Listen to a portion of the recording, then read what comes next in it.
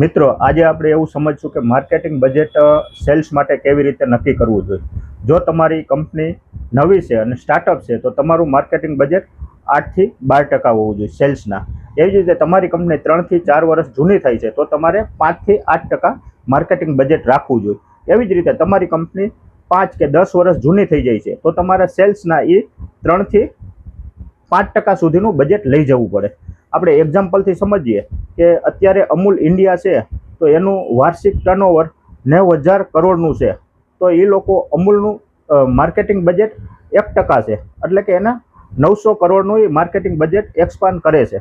હવે તમે કોઈ નવા એરિયામાં જાઓ છો અને તમારી પ્રોડક્ટ તમારે ત્યાં સેલ કરવી છે તો એની પહેલાં તમારું માર્કેટિંગ બજેટ હોવું જોઈએ એ એરિયા માટે, અને તમે માર્કેટિંગ બજેટ કરશો તે પછી સેકન્ડમાં તમારો સેલ થશે.